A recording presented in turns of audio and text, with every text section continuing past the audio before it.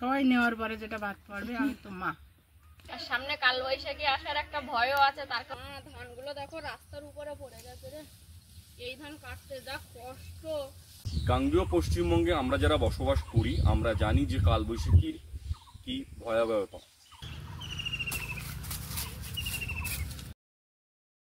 নমস্কার বন্ধুরা, আপনারা সবাই ভালো আছেন তো?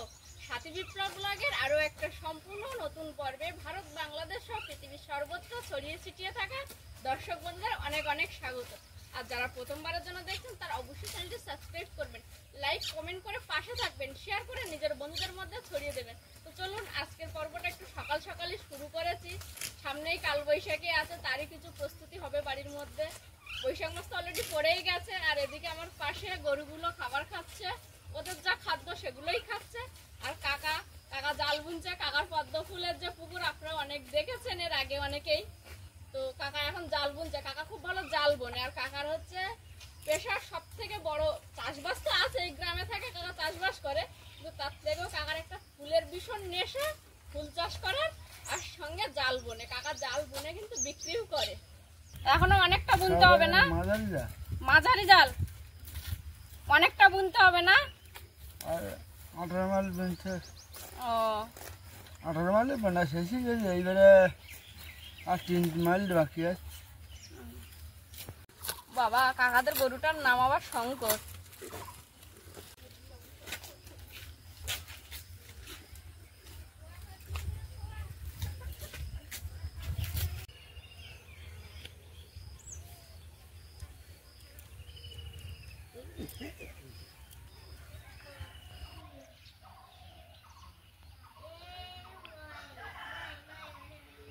বাড়ির যা কাজ করতে করতে পুরো হাঁপিয়ে পড়ছি। তো এখন তো বৈশাখ মাস পড়েই গেছে, আর সামনে কালবৈশাখী আসার একটা ভয়ও আছে, তার কারণে কিছু কাজের প্রস্তুতি এখন থেকেই নিতে হবে, যেন কালবৈশাখী এসেও গেলেও আমাদের যেন কোনো সমস্যাটা আমরা বেশি ফেস না করি। একটু তো ফেস করতেই হবে, যেহেতু আমরা এখন গ্রামে আছি, কাদা জল অনেক কিছু, তার মধ্যে আবার উনুনে রান্নাটা হচ্ছে, কাঠকুটো সব গুছিয়ে রাখতে হবে। মানে যখনই রোদ হবে চেষ্টা করতে হবে 2-3 দিনের কাঠটাকে রোদে দিয়ে শূন্য করে রান্নাঘরে রাখা। উঠোন যেটা আছে বা চলার পথ যেটা আছে সেখানে একটু ইট পেতে দেওয়া। কালবৈশাখীর ভয়, মারাত্মক ভয় গ্রামে। আর কালবৈশাখীতে ভয়ের সঙ্গে আরেকটা জিনিস আমার খুব ভালো হয়, প্রচুর আম গাছ আছে, তো ঝড়টা হলে আমি বেশ মজাই করি। আমগুলো গাছ থেকে পড়ে, সকালবেলা বাসি মুখে কাজে হাত দেওয়ার আগেই আম গাছে ছুটতে ইচ্ছা করে আম গোড়ানোর জন্য। প্রচুর আম পড়ে ঝড়ে।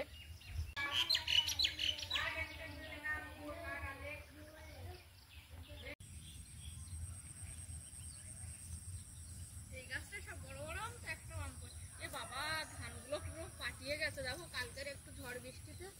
এই গাছের ডালটা মনে হয় আমাদেরই, বলো? হতে পারে আমাদেরই। তোল ধানগুলোর কি অবস্থা দেখো, পুরো শূন্য মাঠে আবার সব জল হয়ে গেছে। এই ধান কাটতে খুব কষ্ট হবে কাকিমাদের। পুরো কালকে ধানগুলো বেশ থেয়ে হয়েছিল, সোজা সোজা কাটলেও সুবিধা হতো, আর মাঠে পুরো জল হয়ে গেছে, কাদার মধ্যে কাটতে যা কষ্ট হবে না।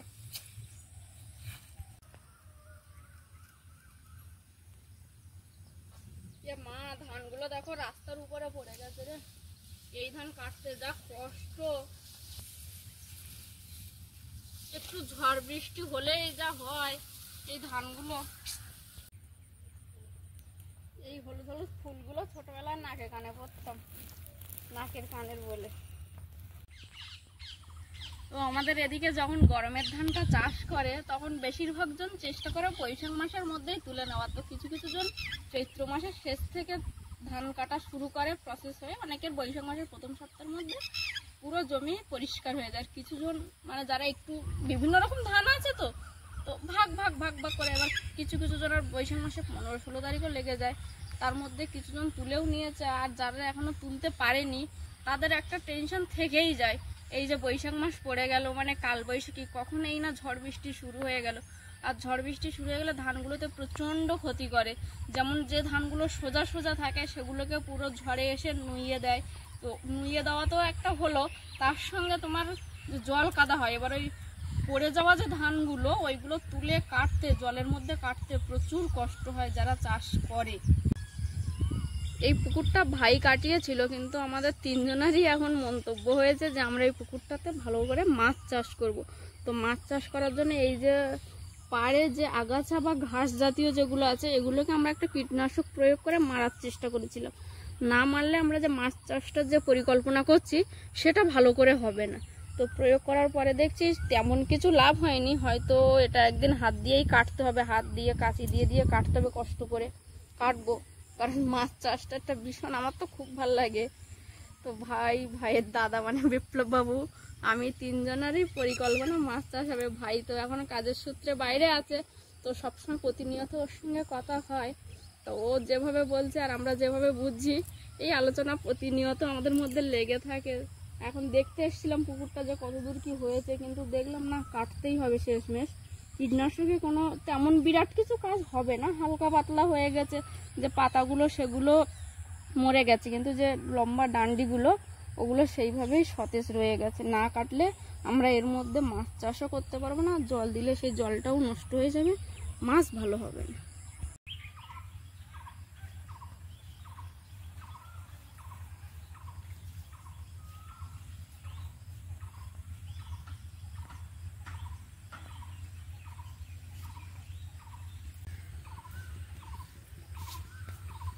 এই গাছে মোট কটা আম আছে তুমি বলতে পারবে? না, 7টা আম। মা 5টা আম দেখেছে। হ্যাঁ, এই দেখো এইখানে এই 3টা তো পুরো দেখাই যাচ্ছে, এই দুটো 5টা, আর এইখানে দেখো পাতার মধ্যে 2টো। এইগুলো মা দেখতে পাইনি, মা শুধু কালকে বলছে 5টা, বলছে না 7টা। তো এই আমগুলো বেশ বড় বড় আছে, আর পড়ে না। 7টা আম গোনা আম তো, ঝড়ে এখনো কোনোদিন পড়েনি, বা বিকালের যে হালকা হাওয়া হয় গ্রামের দিকে তাতেও পড়েনি। গাঙ্গেয় পশ্চিমবঙ্গে আমরা যারা বসবাস করি আমরা জানি যে কালবৈশাখীর কি ভয়াবহতা। কারণ কালবৈশাখী যখন ধেয়ে আসে তখন সব কিছু ওলটপালট করে দিতে পারে। তাই কালবৈশাখীর আগে আমরা প্রস্তুতি নেব সামান্য কিছু, যেগুলো একেবারেই না করলে নয়। কালকের একটুকুনি সামান্য বৃষ্টি এবং ঝড় উঠেছিল, এটা প্রায় উঠতে থাকে। আমরা যারা গাঙ্গেয় পশ্চিমবঙ্গে বসবাস করি, নদী এলাকায় থাকি, তারা আমরা এই ব্যাপারগুলোকে জানি। তো আমি কিছু কাজ করেছিলাম, সেটা আমাদের সাথীর একটু অপছন্দ হয়েছে, তো সাথী আবার সেগুলোকে পুনরায় আবার সেই কাজগুলোকে একটু হাত দেবে বলছে।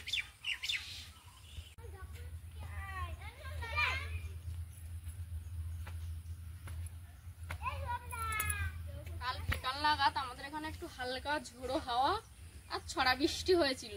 তো তাড়াহুড়ো করে বিপ্লববাবু একটা করে ইট দিয়েছিল, সেটা আবার আমার একটু পছন্দ হচ্ছে না, কারণ মাও তো এই রাস্তা দিয়ে হাঁটবে, মায়ের যেহেতু একটু পায়ে প্রবলেম। তো আমি 2টো করে ইট দেবো, আর ইটগুলো অনেকটা গ্যাপ হয়ে গেছে। 2টো করে দিলে কিছুটা একদম ঠিকঠাক হবে, কিছুটা না একেবারেই ঠিকঠাক হবে।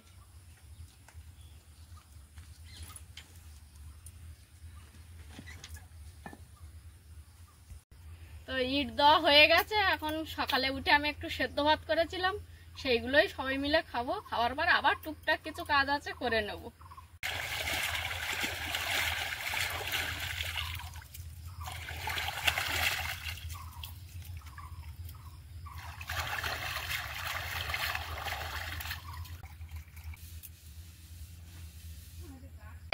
খেয়ে নিই, তারপরে খুঁটে আনবো কোনে আমগুলো। আজকের যে সেদ্ধ ভাতটা খাবো সেটা একেবারে আমার কাছে পুরো জমজমাট। বাড়ির চাল, বাড়ির বাগানের আলু আর বাগানের কচু একসঙ্গে মেখে ভাত দিয়ে খাওয়া। উফ, আমরা পান্তা খাবো। এই দুজন একসঙ্গে আসবে।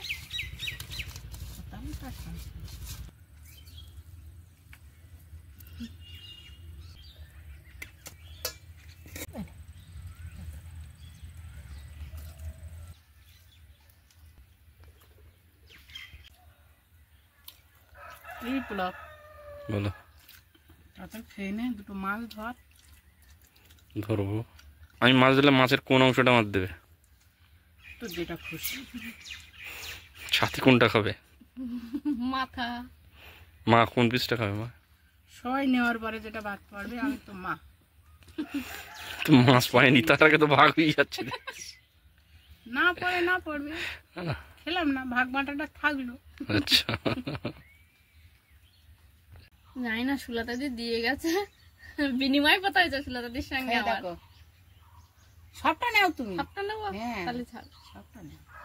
বিপ্লব খাবি নাকি? সুলতা দির গল্পটা তো শুনলে না? হ্যাঁ বলো। ভুট্টা এনেছিলাম আমি, আনলে আর ভুট্টা তো আমি খাই না, সুলতা দি দেখেছে, তাহলে তুমি একটা নাও, তার আরেকটা একটা নিয়ে তুমি খাও না? আমি খাবো, আমার আছে। তা দুটোই দিদি নিয়ে গেল, আমারটা গিয়ে বড় হলো নাকি? সবাই এরকম এরকম।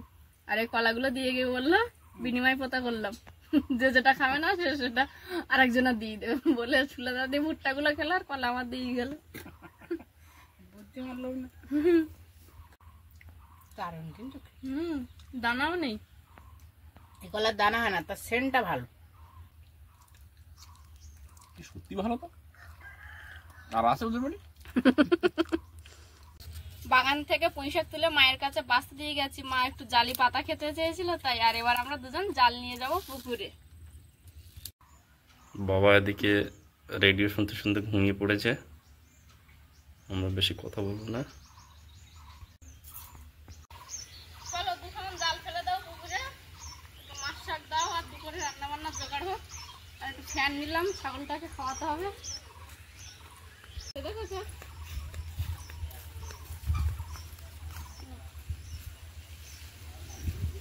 বুঝতে পেরে গেছে মানে আমি কিছু একটা হাতে করে আসছি, সঙ্গে সঙ্গে ডাকছো।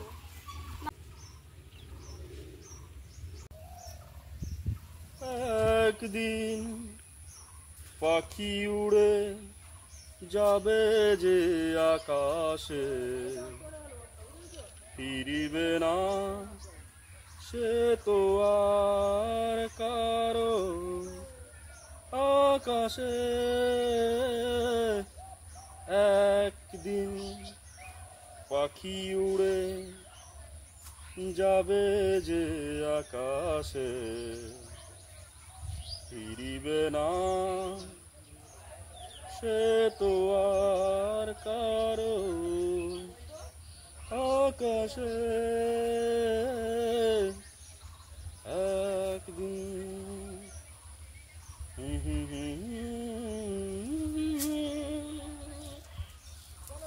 লা লা লা লা লা লা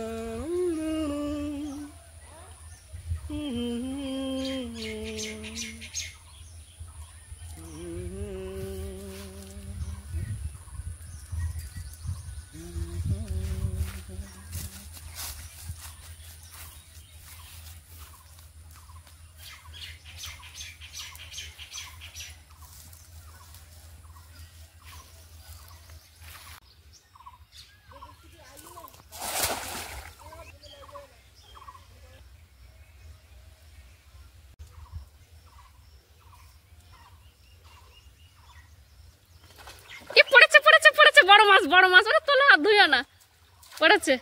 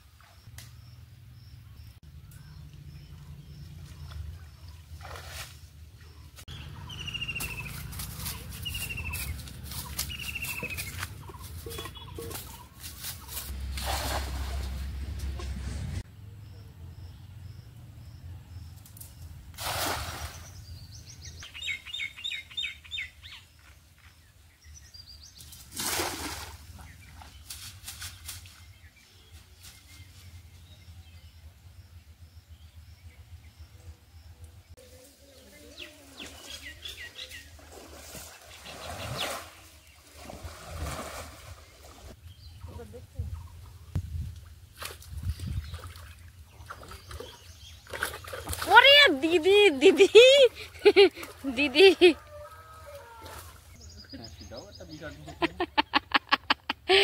একা ভাই তো হচ্ছিল না, আবার ভাই আর দিদি মিলে লেগেছে।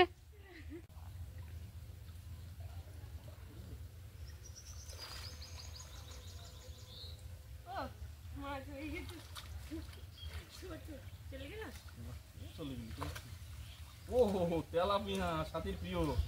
সাথী তোমার তেলাপিয়া পড়েছে? ও হ্যাঁ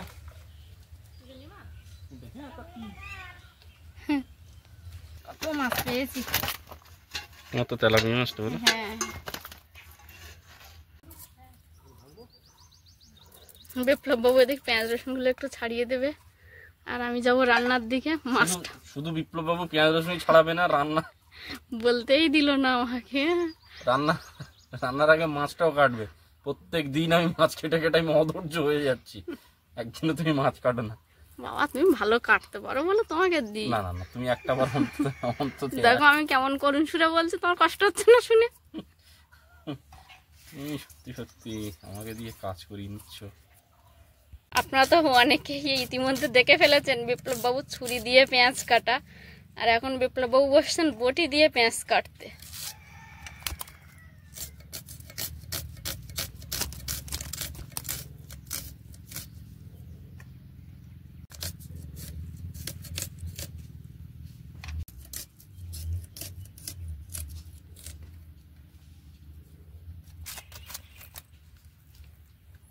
তাহলে মাছটা এবার যখন কাটতেই হবে আমাকে কাটি। আর এটা সাথী খুব প্রিয় একটা মাছ।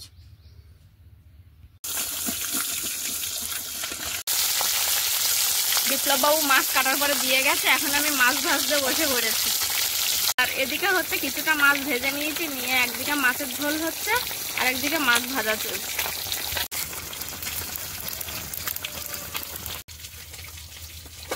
আমি এসে উনানে রান্না করে যে খাবারটা তৈরি হয়, সেই খাবারটার স্বাদটাই যেন আলাদা। আমরা ওখানে খাই, গ্যাসে রান্না করি, কিন্তু সেই স্বাদ আর এই স্বাদ দুটোর মধ্যে ভীষণ পার্থক্য আছে।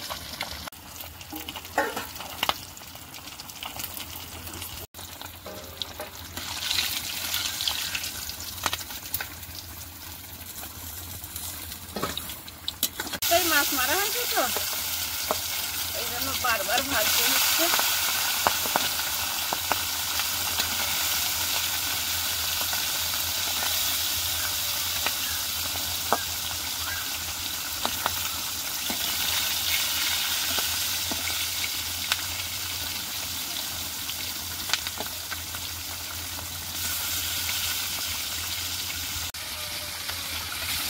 আর আমাদের পুকুরের মাছগুলো তো খুবই টেস্ট। আর বড় মাছের থেকে যেন আমার আবার চারা পোনাগুলো বেশি ভালো লাগে। একটা বড় মাছ নেওয়া হয়, আর সব ছোটো ছোটো মাছ নেওয়া হয়েছে। যেহেতু বাড়ি এসছে সব বিপ্লববাবু অতটা বলতে না, কারণ মা বাবা আমার দলে, ওই জন্য বিপ্লববাবু চাই একটু বড় মাছ নিতে, কিন্তু আমি চাই ছোটো মাছ নিতে, ওই জন্য আমার অনুযায়ী ছোটো মাছই নেওয়া হয়েছে।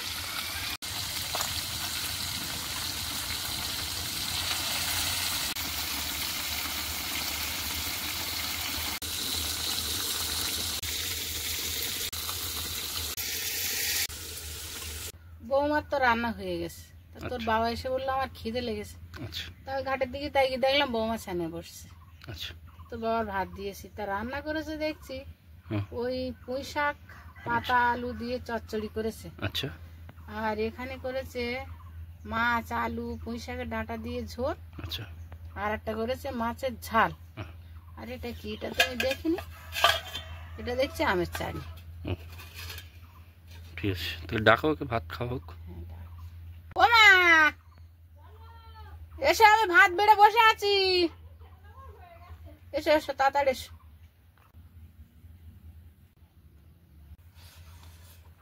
এসব চচ্চড়ি ভালো লেগেছে।